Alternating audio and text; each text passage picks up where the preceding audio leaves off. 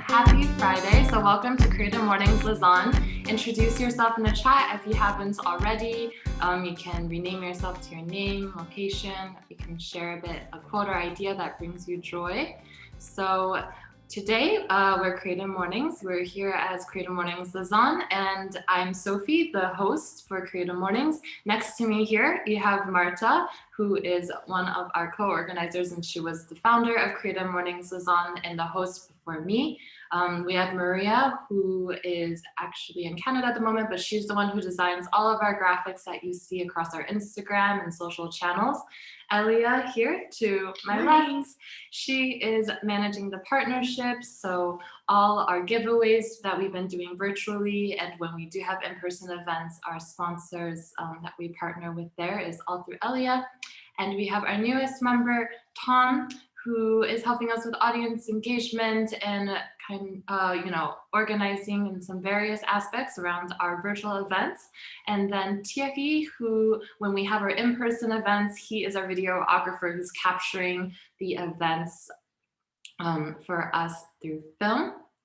So that's us. Right now, I'm just going to go through some Zoom logistics. So if you would like, you can hover over your name and rename yourself to, your name, or even to your Instagram or Twitter handles. And you can look to your left and right and follow or introduce yourself, make a new friend with someone else in the community. And another aspect that you can do on Zoom is also to raise your hand. So I'll give you guys a couple of minutes to find that button, but throughout this intro, I'm going to ask you to raise your hand with throughout some prompts so that we can have a little bit of engagement, even though we are virtual. Perfect, I see it's working for some of you already. So first, raise your hand if this is your first Creative Mornings event. Wow, I see there's a lot. So for those of you who it is your first Creative Mornings event, welcome. Creative Mornings is not just in Lausanne, but it's actually in over 223 chapters, which are cities around the world, 67 countries with over 27,000 attendees a month, almost 10,000 talks online and many video views. So you can find various talks all on our platform and on YouTube. And this is made possible because of our global sponsors. Our events are always free. Recently we have been virtual, but it hasn't stopped us from making sure we connect with the community. And we're super happy to see so many of you dialed in today for this virtual event. It's actually probably a record amount of attendees that have subscribed. So thank you so much. And thank you to Hiba and O4 for helping us make that happen. So in terms of our global sponsors, we have MailChimp, who's our official partner for marketing. They have this month partnered with Oscilloscope Laboratories to bring another year of Support the Shorts, which is a platform where you can select more than 25 films from the South by Southwest official program for free online. So you can always take a look here. Skillshare is the newest partner and one I'm actually really excited about. They're the global partner for online learning. They're an online learning community for those that aren't familiar, and they help millions take their first step in the creative journey. And you can always go on Skillshare and browse the online course catalog to learn a new skill or learn something new. And there's been a couple Creative Mornings speakers globally that have been featured on Skillshare as well. So for the raising your hands, raise your hand if you're calling in from Lausanne. I think most of you are, and I know our community is based here, but as a silver lining, it has been nice for these virtual events that we can actually have some people dial in from abroad as well. So it's really great to see our Lausanne community strong and so many of you dialing in from Lausanne. So with that, I'd like to hand over to Elliot to present O4, our sponsor and partner for this month. Yay! So with everyone dialing in from Lausanne, I think mostly everyone knows and loves O4 and Fabiana with her amazing cookies and cakes and savory cakes. So you guys know the drill. We're gonna have some giveaways at the end. Pay attention during the talk. We'll ask some questions. and then a few of you get the chance to win 5 cookies with the ingredients of your choice. So that's amazing. Fabiana has also recently started doing cooking classes, so that's also a great gift idea. So stay tuned for the giveaways at the end. Perfect. And thank you, Fabiana. Yes, thank you, Fabiana. I believe she's dialed in today, so thank you so much. And finally, raise your hand if you're not calling in from Lausanne. And if you're not calling in from Lausanne, comment in the chat where you are calling from. We always have some surprises. Oh, actually, there's a lot of people not calling in from Lausanne. Oh, cool. Berlin and London, Geneva. Wow. Welcome. So see, there are, even though we really, really miss our in-person events, I think there are some great perks. We have people dialed in from all over that otherwise would not be able to attend. So thank you all for dialing in from so many different places. And I just wanted to share also, because this was brought to my attention by some people in the community who could be interested, that we do have a platform called Creative Mornings Field Trip. So this is global, and anyone is able to apply and host their own gathering on Field Trip. So you can submit an idea or host your own. And if you do this, feel free to reach out to us, because I would love to help promote this if you are interested in doing your own Creative Mornings Field Trip. So finally, now we're getting closer to the start of the talk and the introduction of our theme. Raise your hand if there's something you have been procrastinating on lately. Yes. Oh, lots of.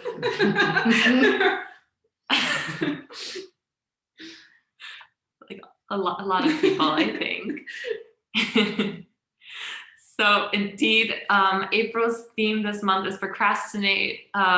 It was chosen by our Creative Mornings Turin chapter and illustrated by one of their local artists. And each month our themes are chosen from chapters around the world. So this month it is procrastinate, and I'm super, super happy to welcome Hiba, who is a psychologist and one of the co-creators of Lausanne Therapy Space. She's an amazing person. She might not be a procrastinator herself, but she has so much knowledge on the topic, and I'm really, really excited for her to share with all of us the learnings that she has. So welcome, Hiba. Thank you so much. I just wanted to say before I start that I've been attending Creative Morning events for years now, and I started with the Geneva chapter when I used to live there, and then I moved to Lausanne about 4.5 years ago, and I think it was about the time that the Lausanne chapter was set up. So it was a really cool surprise as well. So thank you guys for all the work that you do, and so many inspiring people that I've met through this event. And thank you all for being here as well from all over Europe, it seems, which is really cool. And it's true that is one of the few perks of online and not being able to meet in person. So today we're talking about procrastination, and I thought I would start by just looking at I can't seem to move the screen. Oh, okay, sorry. So looking at the etymology of the word, which is actually a really interesting etymology because it comes from the Latin pro, which means forward, and crastinus, which means belonging to tomorrow. So it literally means belonging to tomorrow, which I thought was kind of funny because it's so literal in the meaning. We always say, oh, I'll do it tomorrow, or I'll do it later, and it's actually exactly what this word actually means. And from a psychological perspective, it actually means it's actually more about the voluntary delay of an intended act, despite expecting it to be worse off for the delay. So what this means, it sounds kind of fancy, but what it actually means is that we want to do something and yet we delay it. And so there's an internal conflict there. It's not just a choice that we're making to say, okay, I'll do this later because right now is not a good time. It's actually, I want to do this, I should be doing it. There's all this pressure we're putting on ourselves, and yet we don't do it. And that's something I think we can all relate to. It's true that Sophie was saying that I'm not a huge procrastinator, but there are moments in my life where I have been a very big procrastinator with certain things that I really don't enjoy, like administration or things like that. And so it's something that I've had to learn to work with, especially being independent, having my own business. I think it's something that you really have to get on top of. Otherwise, you just don't really survive. So I think maybe other people can relate to that here as well. So what we tend to tell ourselves is, I need to manage my time better. We tend to think this is a time management problem. And something that I hear very often, because I work a lot with clients around procrastination of all kinds. And something I hear very often is, there's something wrong with me. Why can't I just do this thing that I know that I want to do? And also something that I hear very often is, I'm so lazy. And what's interesting is that what we know from the research on procrastination is that it's actually not about time management. And there's actually nothing wrong with you, because for me, there's always a good reason why we do what we do, just generally speaking, even if it's not always obvious why we're doing it. And I would say this is true for all types of self-sabotage. You know, there's always a reason that we're doing it, and it's not because we're lazy. And one of the proof that I would say around procrastination not being about laziness is, what do you tend to do when you're procrastinating? Like when you avoid doing something that you should be doing, what do you do instead? But I'm not sure if anyone would like to share that. Yeah, something else, like often people do actually quite, okay, Netflix, laundry. Some people cleaning is very common actually, or doing some kind of errands or something actually quite productive, which is not lazy. It's just that it's something that's not the task that you're meant to be doing. And yeah, even something quite healthy like sport, like it's not necessarily that we're doing something that's lazy. It's actually something that we're avoiding doing the task that we're meant to be doing. So the approach that I'm taking in this talk is that there is some kind of strange wisdom in procrastination, but we need to kind of dig a little bit deeper to find it. It's not very obvious. It's not there in front of us, and that's often the case with most behavior that we do that doesn't make sense to us. Is that we need to dig a little bit deeper and really approach it with a sense of open-minded curiosity. So that's what I would like to suggest doing during this talk, is to really try to think about, okay, well, what if there's a good reason why I'm procrastinating something, and to kind of try to get curious about that. So another thing that I'd like to set up just before we go into this is that we are made up of parts as humans. It sounds kind of weird to say it, but we are not this one coherent being that, you know, we make a decision and we just do it, or we're just always aligned with what we want to do or who we are. It's actually that it's more like we're very conflicted all the time, because I like to think of it that we have our own internal village, and that village is made up of who we are. It's made up of our thoughts, our feelings, our needs, and all these different villagers, they want different things for the village, and that's their job, is to actually to do that, just that one thing. Like we could have a security villager who's just about our sense of security and safety in the world. And then we might have a villager that's all about excitement. An excitement villager and security villager might be in conflict with each other because they want very different things for us and for our village. And this is why this explains a lot. And it's actually very much at the heart of what makes us so complex as humans. And being able to see ourselves as, you know, I have all these different parts of me that all want different things and that might be in conflict with each other, and learning to work with them and to kind of orchestrate them, almost like you're leading an orchestra with different instruments. It's actually a much easier way of working with ourselves than trying to force ourselves to do things. So in procrastination, this is how I see it. I think this is a very simple way to look at it. It's almost like there's a part of me that thinks I should be doing this task, or that wants to be doing this task. But then there's this other part of me that's resisting, and that's like, I don't want to do this task. It's too uncomfortable. It's too boring. I can't be bothered. It's not important enough to me. So we're going to explore all the different reasons why this other part of us might be resisting. And the conflict, the tension between these two parts is what creates it's this space of procrastination. So I was thinking at this point that we could try a little exercise. It's actually just a visualization to see what comes up for you guys when you try to imagine a situation where you might be procrastinating. So it's really just for you to try to get curious and slow things down and really try to notice what's going on for you. So if it's okay, maybe just sitting comfortably and closing your eyes. So just taking a moment to make sure that maybe that your back is supported, that you're sitting in a position that feels comfortable. And try to bring to mind a situation where you're telling yourself, I should be doing this, but you can't seem to be doing it. Something seems to be getting in the way or holding you back. And see if you can imagine, almost like you're watching a movie, imagine yourself about to start doing this task that you're telling yourself that you should be doing.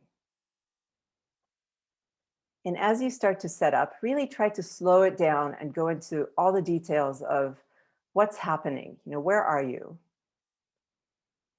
What is the setting around you? And what are the actions that you need to take to start doing this task? And as you imagine yourself starting to do it, and then maybe even doing it, see if you can pause this moment and really try to get curious about what are the thoughts that are coming up in this moment.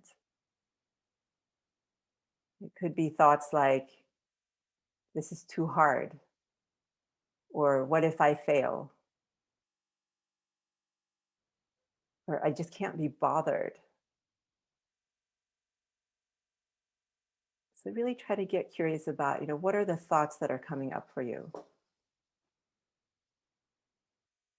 And then see if you can get curious about what are the feelings that are showing up. Is there some anxiety there?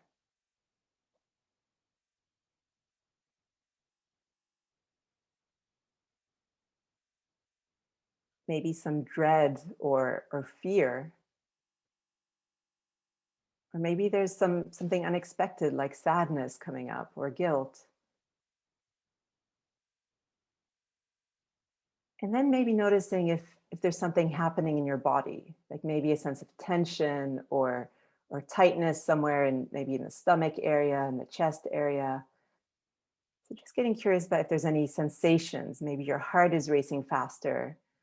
Maybe there's something that feels stuck in the throat area.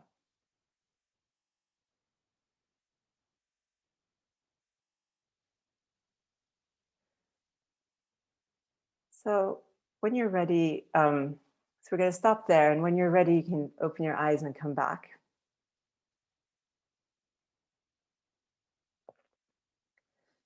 And I'm wondering if anyone was able to notice something that they maybe hadn't noticed before about some kind of discomfort that was showing up for them. And if anyone would like to share.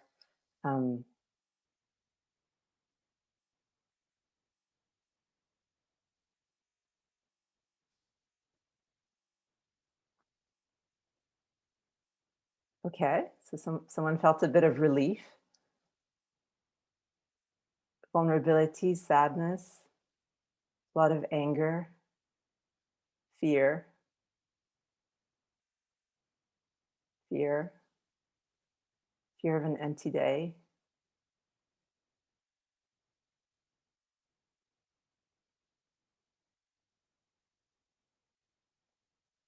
Tension, anxiety of past things coming up. That's very common as well. Heaviness.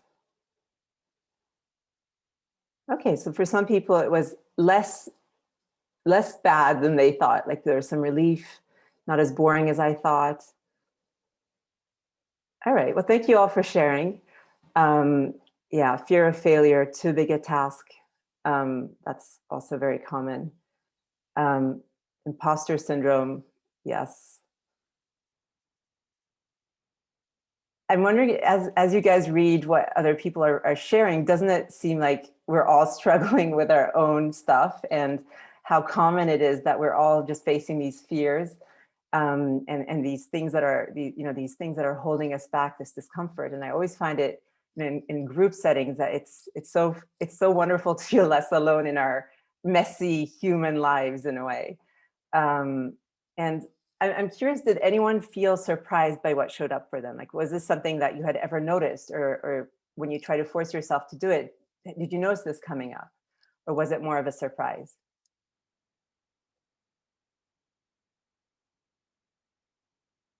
Yeah, and I think this is the thing that's really interesting when we try to slow things down, is that this stuff tends to be kind of under the surface. It's not something that we're very consciously aware of, and then we try to push through it, and we tell ourselves that, I'm so lazy. Why can't I just do this thing that I know I want to do?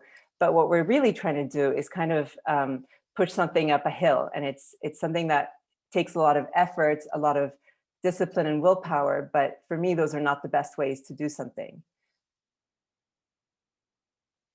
So really, I would say just overall that, and we know this from research as well, that it's not about time management.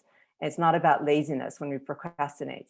It's actually much more about putting things off to avoid these difficult thoughts, feelings, and sensations. And very often, and I'm not going to go into this here, but very often they're related to something from the past that we learned was uncomfortable or was dangerous in some way. Like the fear of failure might come from being told that we weren't good enough, or having a sense of being criticized a lot as a child. And then we're reliving these situations in these moments of procrastination and thinking that there's something wrong with us, when actually it's actually very coherent in a sense.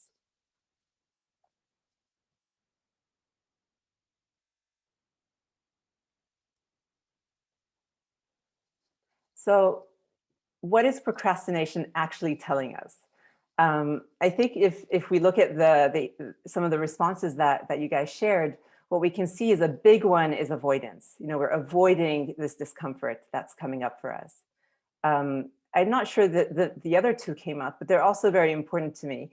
The second one is about, it can also be a reality check. It can also be the part of us that's resisting is telling us, this is too big. Someone mentioned it's overwhelming. It's not realistic. It's maybe too ambitious.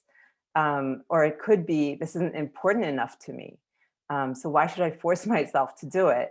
And it could also just be, I'm really exhausted. I don't have the energy for it. And the third one, which I actually wouldn't call procrastination, I'll get into that later, is some people really need that last minute energy. It gives them a buzz, it gives them some drive, and it allows them to actually do something. And maybe there's ways that we can work with that also. So I'm going to go into each one a little bit more and give some examples. So with avoidance, what we just saw is the part of me that's resisting is resisting because I'm avoiding what is seen as an even greater suffering by not doing the task. So it's actually seen as it's actually a very protective way of being with ourselves, is like we're trying to protect ourselves from something that feels like an even bigger suffering. So avoidance is often around these ideas that we have in our head, these beliefs around, I'm not good enough, I'll mess up, what if I fail, I can't do this, I'll be found out. That's very common with imposter syndrome. And also just a sense of overwhelm, like there's too much and I don't know where to start. And a lot of the times, as I mentioned before, these beliefs can be rooted in our past. And then they come out in these moments where we're being confronted with having to do a task that brings up these, here I wrote them down as thoughts, but they're actually that combination of thoughts, emotions, and body sensations that can feel really overwhelming because they come up in a very visceral way. So avoidance can sound like, if we make it really explicit, and obviously nobody actually says this, but if we make it very explicit, it can sound like, I don't feel good putting off this task, but doing it means that I would have to face this discomfort. And that feels even worse. So I prefer to put it off until the stress of not doing it becomes greater than the stress of doing it. And that's where that last minute comes in. It can often give us that impulse to actually do the thing that it can make that discomfort greater than the discomfort of putting it off. So I thought this was a nice illustration from the Awkward Yeti. I don't know if anyone knows this cartoon. I think they're great. You can see the poor brain sweating. And instead of doing the work that apparently it's supposed to do, it starts to read. Obviously not the worst form, maybe not, it doesn't seem like the worst form of procrastination, but it's really just this idea of I'm avoiding this by doing something else. And often, like we were saying before, we'll do something that maybe we feel less guilty about, like reading or cleaning or doing something actually productive instead of doing the task. So one of the examples that I thought of for this idea of avoidance, of procrastination's avoidance, is if I fail without having tried, it's better than really trying and failing. And this is very common with, like, for example, when you're studying for something and you have this idea that I'm really smart, but you don't want to question that. And so you leave things to the last minute, because then if you fail, you don't have to call into question this idea or this identity around being smart. And I actually got this, this word tanking from a TV show on Netflix called The Playbook, which is about sports coaches. I don't know if anyone knows it. And the coach of Serena Williams talks about how she does that sometimes, or she has done it in matches where she wasn't playing well, and then she just stopped trying because then she could preserve the idea of I'm talented. And so instead of failing by actually having tried, it's like, well, I didn't really try. That's why I failed. And so we do this to kind of bubble wrap these ideas that we have of ourselves. And this is a quite common reason, although quite unconscious, about why we procrastinate. It's also part of the 3 Ps, perfectionism, paralysis, and procrastination, which often go all together. A lot of procrastination actually comes from, has at its roots being very perfectionistic. And perfectionism is really defined, I would define it as not wanting to put our worthiness on the line. And so everything is about, if I fail, it means I'm not worthy enough, so I can't fail. And so I have to do all these things to avoid failing. Another example is around decision making. So this can sound something like, if I make a decision and things don't work out, I would have only myself to blame, and that feels unbearable. So it's safer to not make a decision than to make a wrong one. And this is actually quite common as well, that I see people putting off decisions because the idea of making a wrong decision just feels even worse than, and it feels so bad that it's better to put it off, to procrastinate taking that decision. So working with avoidance, I would say the most important thing is to start to notice and name what is happening, and to maybe even normalize it. Maybe something like, it makes sense that there's this part of me that's terrified of failing. And maybe even being able to understand where that comes from can be really helpful as well. And what we know also from research is that instead of beating ourselves up or trying to push through it, being able to bring ourselves compassion, and which basically means talking to ourselves the way we would a friend.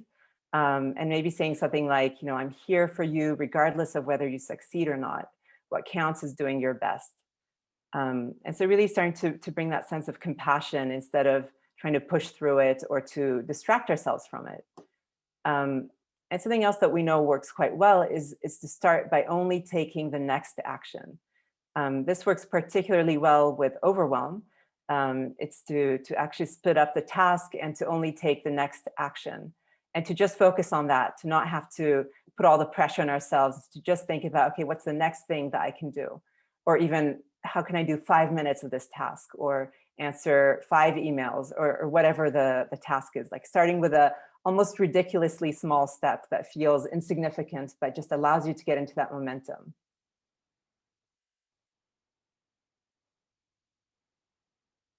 So the next reason that we procrastinate is really about a part of me is resisting because, you know, this doesn't feel realistic enough, or it isn't important enough to me.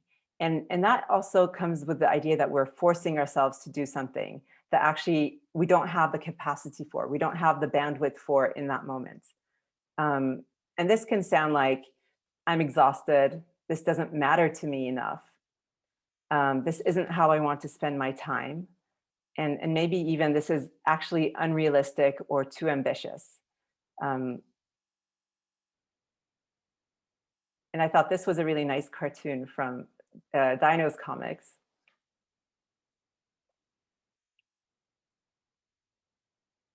And you can also see here the idea of parts, you know, me, also me. So there's that part of you that's like, yeah, we'll do it when we're less tired. Let's do this. And the other part's like, well, we're never less tired.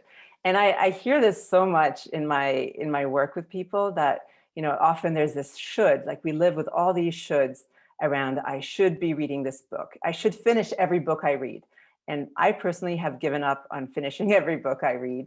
If a book doesn't do it for me, I just let it go. And I feel like it's such a better way of living because there really is no book police out there.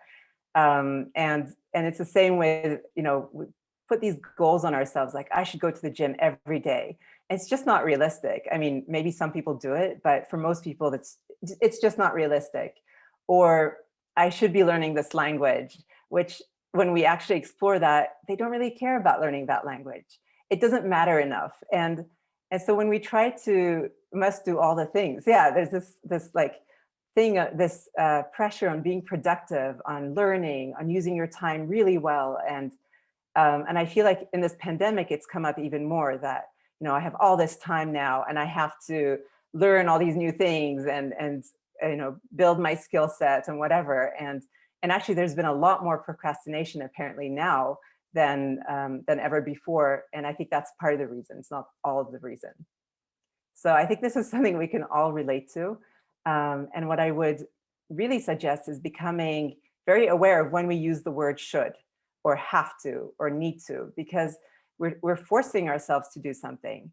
And we actually don't have to do anything in life. Like there is no obligation. We don't have obligations in the sense that we can choose not to do something. Like we can choose not to read that book, or we can choose to not learn that language, or even we can choose to not work. I mean, obviously there are consequences to it, but we still have a choice. And I think that starting to see everything in that from that lens of choice instead of forcing ourselves.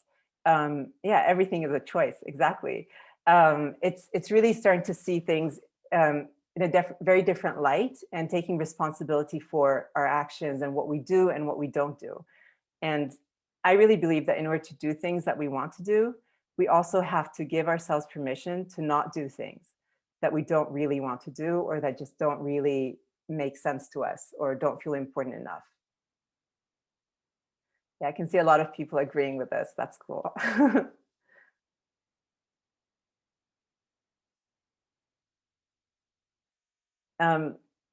Sometimes zoning out is actually a way of meeting a need that's kind of hidden underneath it. So we might be telling ourselves that we should be doing something more meaningful, like writing or reading a book or doing something that we want to be doing, but actually we end up just zoning out on our phone or on social media instead. And I think we all know this very well, especially after a long day of work. And I think very often the need behind this is the part of us that's saying, I'm exhausted and I just need to switch off. And for me, this has really been something that I just work with. After a really long day, I don't force myself to read something smart or difficult. I do actually zone out on Netflix, or I do something that, you know, that helps me to just unwind. And I do it intentionally and I give myself permission to do it. And it's a lot more enjoyable than than when we're trying to force ourselves to do something, but we're procrastinating. And we end up in what Tim Urban, who has a really good TED Talk on procrastination, calls the dark playground, which is that space between I'm not doing what I'm telling myself I should be, but I'm not really having fun or enjoying the thing that I am doing. I mean, I think we can zone out on Netflix in a intentional way and really enjoy it, or we can do it as a form of procrastination and just feel guilty doing it. And that's a really different energy that we're bringing to it. This is another example that I really like, and apparently has become much more common recently during this pandemic. It's about this idea that a lot of us have that I should go to bed early, and then I can wake up early and feel better, which is true. I mean, I think it's true for a lot of us, and yet when we try to go to bed, we end up just doing more stuff like watching more TV or reading or doing whatever, but we can't get ourselves to bed at the time that we want to. And this has now been called revenge bedtime procrastination. And it's actually a way of taking back the time that we didn't have for ourselves during the day because we were busy, maybe taking care of other people or working, and we haven't had enough time to really just chill and do the things that we really want to do. And so I think before working with going to bed earlier, we need to kind of rearrange maybe certain things in our schedule or think about things differently. And maybe also be very clear that we need this time for ourselves so that it doesn't become this revenge bedtime procrastination. Yes, the rebel in the village shows up and wants to stay up late. That's exactly it. Yeah, no, it's a lot of people. This is a very common thing. And it's really interesting to work with the reality check form of procrastination because in some ways I find it's more about listening. It's really about listening and honoring the real need behind it. And I would say in particular the need for rest and the need for me time. Those are the two that I see the most in the work that I do with people and with myself. Those are often the reasons why we're procrastinating when it comes to things that actually are meaningful to us, but we just don't have the bandwidth for. And so letting go of shoulds, and I would even say I really try never to use the word should in my vocabulary. I've really tried to replace it by could. I could do this instead of I should do this. Feels very different. And then it becomes a choice. And then we can really choose, well, is it actually something I want to do? Is this important enough, or can I let it go? Like that language that you've been trying to force yourself to learn, you could actually just let it go and create more space for other activities that actually feel more meaningful. Or even just more realistic right now with your life and your energy levels. I think also this societal emphasis on productivity is something that we all face, and I think we all feel the pressure. And maybe also becoming aware of that and trying to let go of that so that we don't get caught up in that. And then the last one is really about making more intentional choices, maybe based on what really matters to me, on my values.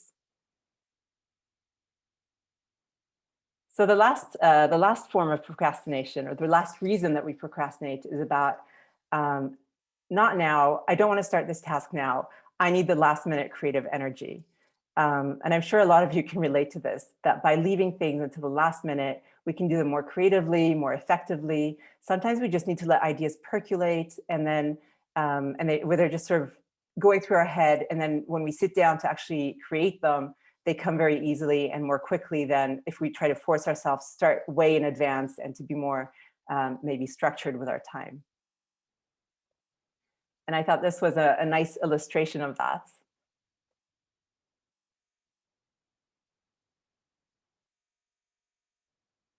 And I think really a lot of people need this, and maybe more than we realize. But for me, I've started doing this with packing. Like I realized that there's no point in trying to pack in advance. I hate packing. I just leave it until the last minute, and then I have this energy rush that just helps me do it super quickly and super efficiently. And it really works for me. And since I started accepting that and not forcing myself to try to be more disciplined about packing, I find it just really works well. And for me, this is really what this part is about, is that all procrastination is delay, but not all delay is procrastination. And the big difference is intention.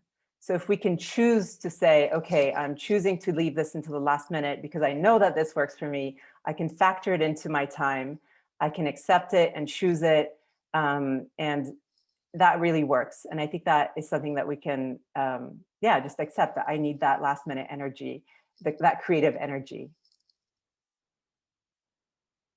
One way that we can actually even fake this is with a technique called the Pomodoro technique. I don't know if anyone knows this, but it's actually a pretty cool technique. Yes, where you pick a task, you set a timer. It can be 25 minutes, but you can also choose whatever length works for you. So it's a limited time. You work on that task until the time is up, and then you force yourself to take a break, and then you go back to it and you do maybe 4 in a row with these breaks. And it can work super well. I've done it a lot with boring things like administration, that you just need to kind of do it and get through it, not think about it too much. I think it probably works less well maybe with creative stuff, or maybe need longer intervals. But it's a way of kind of faking that last minute creative energy where you know you have that limited time and you just need to do the thing. And it actually works quite well. So just to wrap everything up, for me, living in alignment with ourselves means that our values and why we're doing something is actually greater than the discomfort that has to be faced. And so when something is important enough for me, I can make room for the discomfort that will inevitably come with it, because anything that we do in life also has discomfort.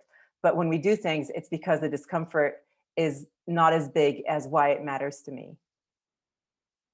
And when that is not the case, when our values are actually, when why it matters to me is actually not as important as the discomfort, and the discomfort is much bigger, then we need to kind of adjust things. Maybe we can let go of the task that we're trying to force ourselves to do. I think really questioning, do I need to do this, is a good question. Or can I maybe outsource it?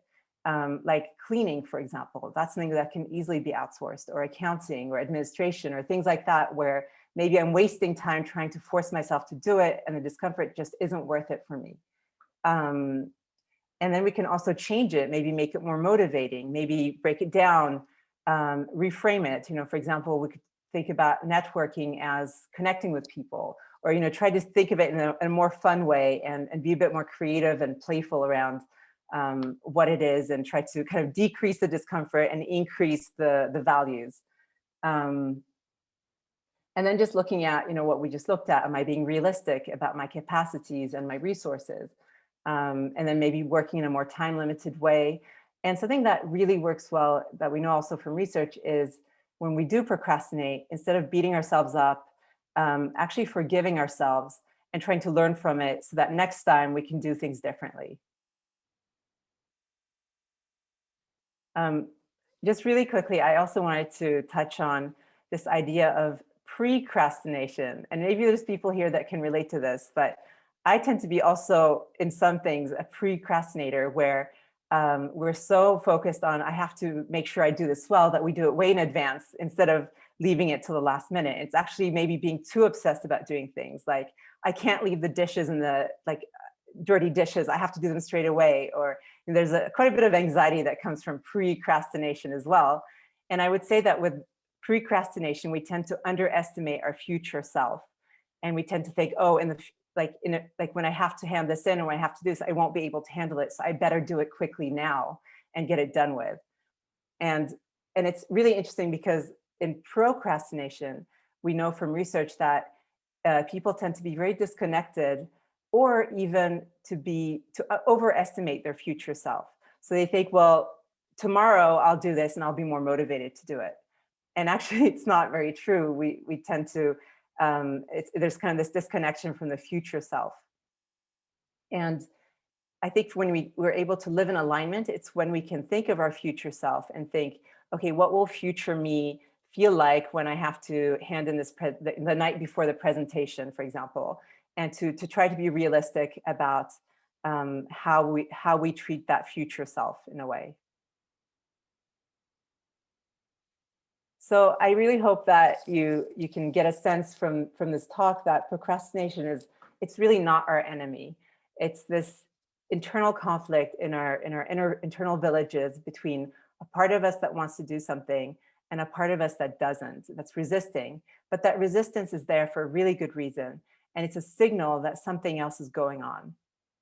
And so instead of beating ourselves up, can we become really curious about what's going on and start to approach it in this way that, okay, this is giving me information about something in my life that's not working. And really ask ourselves, how does it make sense that I'm putting this off? And what's really going on? And to start to kind of dig a little bit deeper and get curious about finding the reasons and working with them in this more kind and compassionate way. And just on a more general level, I would say procrastination really made me think about, doing this presentation really made me think about, it's all about, it's not about time management, but it is about the choices we're making in our lives. And time, especially when we have enough money, and I realize that we're privileged enough to be able to be in this category, but when we have enough money and our basic needs are met, time becomes our most valuable resource. And it's the one thing that we can never get back. And our time it's something that we're responsible for. And what we say yes to, what we say no to, it is our choice. And I think procrastination can really be a way of helping us to see, am I procrastinating the things that really matter to me? Like maybe calling people I love or reaching out to people or intimacy. Am I procrastinating those things? And am I trying to force myself to do things that actually don't matter to me enough? And to really start to kind of adjust and make choices in our lives that are more intentional so that we can create as much as possible. And it's never we're never going to fully get there, but as much as possible to create a life that we don't need to procrastinate from. And this quote really speaks to me. It's by the writer Annie Dillard, who says, "How we spend our days is, of course, how we spend our lives." So thank you very much.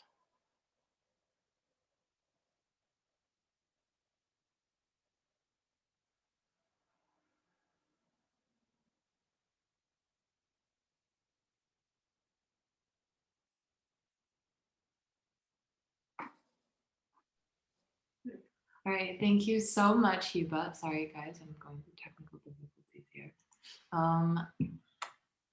Whoop. All right, so thank you so much, Hiba. I think all of us had just learned a lot. I know I have for sure, and I see a lot of you in the chat. There are a lot of different things you related to, and me as well, so thank you. I think now we're going to jump into Q&A, but just right before, so we mentioned we have O4, who's been our lovely sponsor.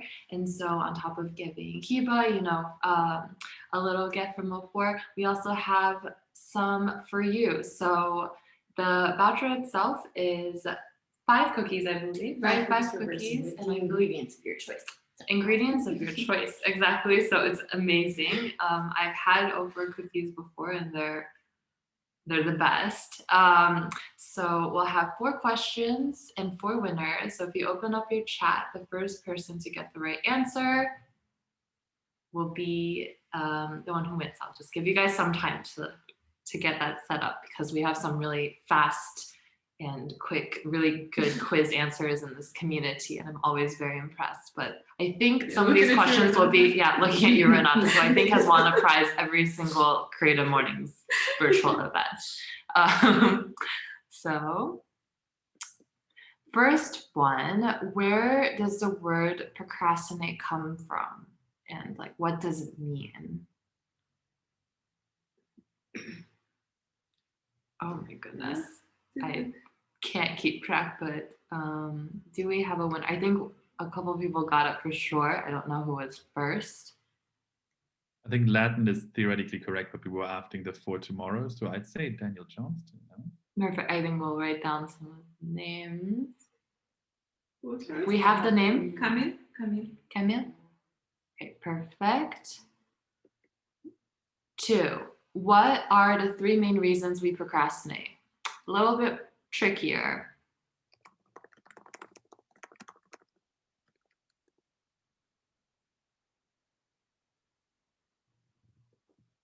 Wow. Is that right? From Annie, avoidance, reality check, last minute energy. I think that's right. Yeah. So Annie, and also correct me if I'm saying the wrong person's got it first. Third, is delaying the same thing as procrastinating, and why or why not? We have CR. CR. No, it's a choice.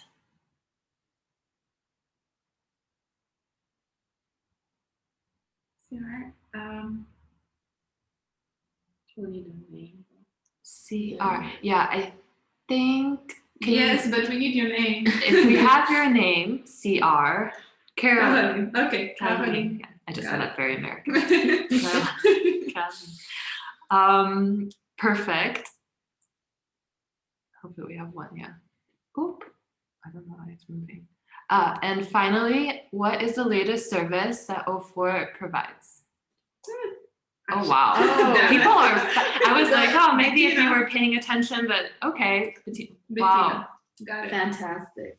All right, so we have Camille, Annie, Caroline, and Bettina who are the winners. Yes, congratulations, everyone. So what we will do is Ellie, I believe she'll send you each an email from our Creative Mornings account and give you all the information that you need or connect you to O4. So thank you so much, everyone. Very jealous of all your cookies. And now I just want to leave the room open for questions. So here, if you have any questions, either raise your hands or leave them in the chat.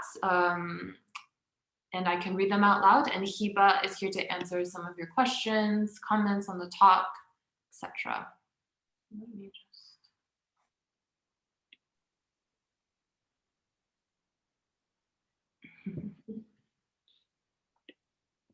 So does anyone have any questions? Rolanda, wait, I'm gonna unmute you. There you go. Hello. Hey. Hi. Hi. Good morning, everyone. It's just that a lot of people still have their hands raised. So I did raise virtually, but then I think there's a lot of people that have their hands. Yes. Not my screenshot. Anyways, but this was amazing. Thank you so much. And also thank you, the Creative Morning girls, for the talk, as per usual, girls and Tom. Hiba, I wanted to ask you, because I think, and Victoria has been speaking about this a lot lately, your talk comes from this very understanding place and reflective place of what's going on, and very loving, let's say. And maybe it's because of the way I was raised or something. I'm very much the tough love person. And there's a part of me that's very much, that's the task, let's get it done. And let's get it, and then the procrastination is not out of fear or anything. It's just because of this like tough energy, you know. But then there is such relief after everything is done, because then it's like, yeah, I didn't get the, you know, the the hammer in my head or something.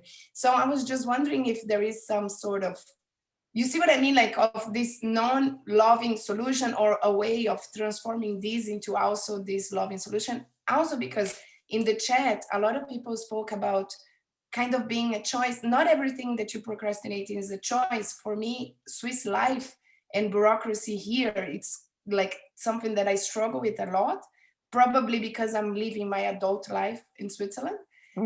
Probably it's even worse in my country, but you know, and then every time is a problem because I have to talk to the régie and I have to go to the commune, and then I'm always like, go, do it, finish. I hope you got my question.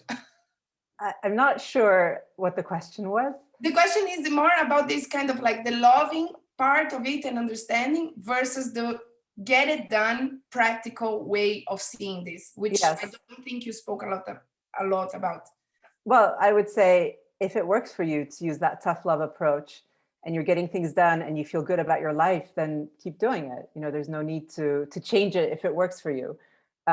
If it feels like you're trying to force yourself to do something and it's not working, and then often that harshness brings out this other part of us. It's like, I don't have to do that. Watch me. And it's not a very cool way of living because we're constantly fighting with these parts of ourselves.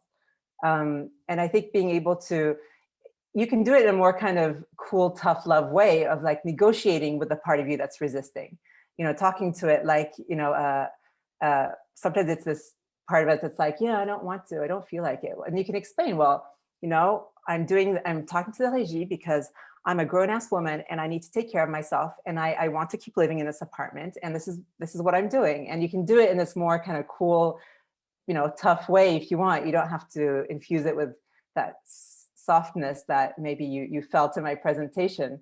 It's really whatever works for you.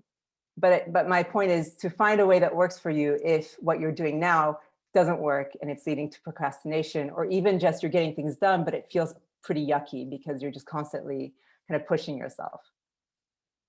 Does that make sense?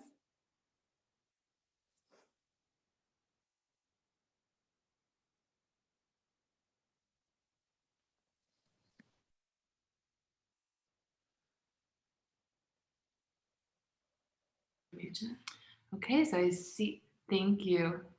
I see a question from Laura Foster. So I guess procrastination is something that will always be there.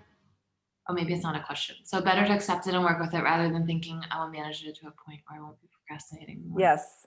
Yeah, I would totally agree with that. And I would say as much as possible, try to create a life that's more intentional so that you procrastinate as little as possible. And then when it does come up, you realize, okay, there's something going on, what's really going on, and getting curious about it and working with it. That's good. I wonder what not having a choice means. Any examples?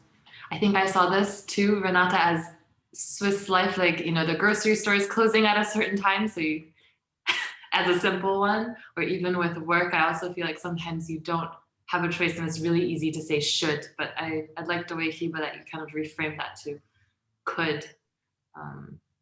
But indeed, I guess with procrastination and things where you have less of a choice, yeah. Yeah. I mean, I see when people live alone, it can be really hard. And, you're working all week and then on the weekend, you have limited time to do things. And for me personally, what's really been helpful when I was in that stage of my life was, like hiring a cleaner, giving work to someone else and also freeing up my time. And, as someone who's independent, I also have an accountant and, people that outsourcing things that you can and that you can afford to and giving work to other people. I feel like that's also a way to avoid procrastination. And the admin is also something, you have to get through, but can you also see it in a different way? For example, paying bills, you can also reframe it as someone trusted me with this product or service in advance, and I'm thanking them for it, or I'm paying taxes, and this is my way of contributing to society as an adult, or whatever works for you. It's Yeah, I think that's super important how you reframe the way you think about these shoulds to coulds. Well, do we have any other questions? I know there's a lot of conversation in the chat, so if I missed your question, raise your hand or shout. I don't know. Sophie, if at the moment there's no other question, I know I'm part of the hosting committee, but I have a tough question that a lot of my friends and also myself have struggled with over the past 2 weeks. So do you mind? Well, of course. Everyone can ask questions. Even me, wonderful. So you mentioned something that really resonated with me during your talk, Hiba, which was this really visceral bodily sensation of being overwhelmed, that anxiety, that your hands are tingling a bit, your heart feels a bit compressed, you feel a bit queasy, doesn't feel like you want to eat. Interestingly, over the past week or two, we've been sort of talking about this before the talk began. A lot of people seem to have experienced the sensation like this. So maybe the stars are out of alignment. We don't know what it is. For the times when you just have to get something done because it's like a life need, you need to go to the commune, you want to have your C permit, you have to go to the office de poursuite and show that you're not a thief. Do you have any tips and tricks for people out there on how to, not combat, but soothe the sensation, get your thoughts back, regain control over your time a little bit? If it's really this physical block that is just so distracting to you, it feels a bit like heartbreak sometimes when you don't want to do anything, you're just crying, you can't move. Yes, I mean, it sounds like you're feeling it on a very visceral level, on a very body level. And I mean, there's a lot of ways of working with that, but maybe just one very simple way of seeing it is see if you can accept it and maybe even breathe into it and open up to it. Almost imagining that you're creating more room for it in your body instead of trying to resist it or fight it or distract yourself from it. It sounds really counterintuitive, but being able to sort of be with it and to be like, okay, it's okay, I'm feeling this way. It's you know, and even maybe seeing it as, you know, this stress is giving me the energy to do what I need to do. It's my body that's preparing me to face this task. And it's not my enemy. It's not my enemy. How can I use this? How can I be with it? And see how that works for you. Fantastic, thank you. A very simplified response, obviously. It's not the whole story, but yeah. It's hard. I mean, taking it also as just part of your experience of life. You know, if we're always at an emotional 5, then we will die bored, right? So just take it as it is and sort of experience it, observe it, have fun with it, even if it feels terrible. Yes. Cool question in the chat, Sophie. There's one from Scott. Yes, so Scott asks, what advice do you have for those who are navigating and managing others who are procrastinating? Interesting question. I mean, I guess holding people accountable would be my short answer. And maybe setting deadlines, breaking things down, being really clear on what you're expecting from them. And even maybe trying to understand, you know, these 3 reasons that we procrastinate, what is it that's going on for them? And maybe working with them on that level as well. Super good. Renata asks, and maybe I can half answer this. I'm curious, Hiba, did you take your time to do the presentation or did you do it last minute? Hiba's not a procrastinator. She was really on it, I would say, just from my experience. But I don't know if you want to add on to that, Hiba. Well, for these kind of things, I know my time. I know that I have limited time during the week because I'm in sessions. And so I know that I have like a day when I have more free time. And so I do it on these days, and I know that I have to do it on that day. In a way, it's very time limited. So, and I know also I need to do things in advance, let it kind of percolate, keep adding things, talking with other people, sharing it. And then I finished, I think, 2 days before, and I was done. I didn't even look at it until this morning. So that's what works for me. I think we all have to find what works for us. Really good point. And I think a final question so that we, and I know if some of you have to leave, feel free to go, because I know I said 9:45 end, but we usually have until 10. So I think for the final question, from Daniel, what I often find at the root of my procrastination is a value conflict. My strongly held personal values feeling threatened by the should of society, culture, government, etc., a desire not to participate in systems and structures that challenge my values. I wonder if you have any thoughts or suggestions around this. Yeah, that's a good question. I feel like sometimes the only thing that we have is how we respond to a situation. You know, you can think of the word responsibility as responsibility, you know, the ability to respond. And sometimes that's the only choice that we have is how am I showing up in this situation, or how can I make it work for me in the best way possible? But and I think also realizing what we cannot change, which is maybe these bigger societal things or governments and all of that. Perfect. Hiba for president. Thank you, everyone. Do we have any other final questions before we all head off? All right. Well, thank you, everyone, for joining the Creative Mornings. Thank you, Hiba, and thank you all for this wonderful, wonderful event. I think we all learned a lot. I'm personally, as soon as the recording goes up, I think I'm going to rewatch Hiba's talk and take some notes and reflect a bit more on some of those thoughts. But thank you, everyone, for joining. I see a lot of familiar faces. So thank you so much, and have a really good Friday, and have a great weekend, everyone. Thank you. Bye. Bye. Everyone. Bye.